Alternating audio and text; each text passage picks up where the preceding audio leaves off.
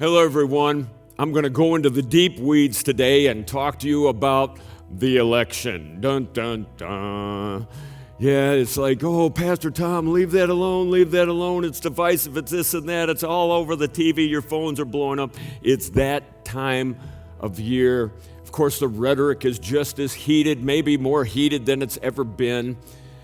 I actually have a name for what kind of voter I am. I didn't come up with this name. The experts did. I am what is known as a one-item voter, or single-issue voter is what they call me.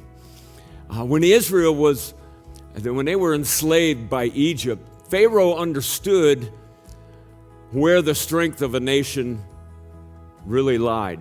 And Pharaoh is the greatest leader of the greatest nation in the world at that time. He was not threatened by Israel's military might. He was threatened by how many kids they were having, their children. Pharaoh understood that the strength of the nation was in how many children they were having. And that's what makes me a single-issue voter. I think our children are a gift from God. And in the greatest, wealthiest society in the world, America, you would think that children would be more valued than they are.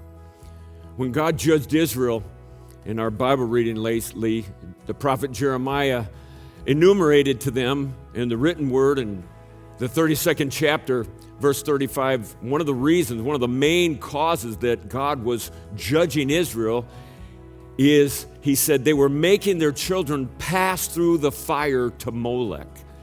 I will spare you all the gory details, but they were basically sacrificing their children in a valley to a statue to worship the false god Molek. And God said, I can't even think about that. He goes on to that verse to say, that was never in my mind. I would never ask you to do that. And basically, God said it's unspeakable to tear a child out of its parents' hands and to offer them as a sacrifice to a God. But we do that to children when we're still in the womb. And I know that it's, quote unquote, the law of the land.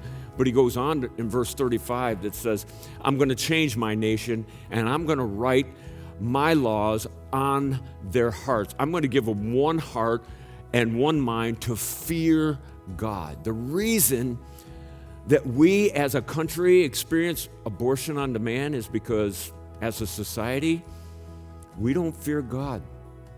So when I go into the voting booth, I can't get past the fact that one day I'm going to stand before God and answer for who I voted for, whether they were going to protect the unborn or slaughter the unborn. In fact, in the previous chapter, verse 31, God said, I'm going to his own children, he said, the solution to all this crazy thinking is to have the law of God written upon your hearts. The law of the land won't fix that. Only when we allow God to write his law in our hearts, we forget that. You can't do that in a voting booth, but you can do that personally with you and the God that gave you the gift of life. To go to him and say, God, what would you have me to do? So before I go in the voting booth, that's what I say. What would you have me to do? And he always tells me the same thing. Vote to protect those kids. And I hope all the Christians that are listening to this, you do the same. Vote to protect those that cannot protect themselves.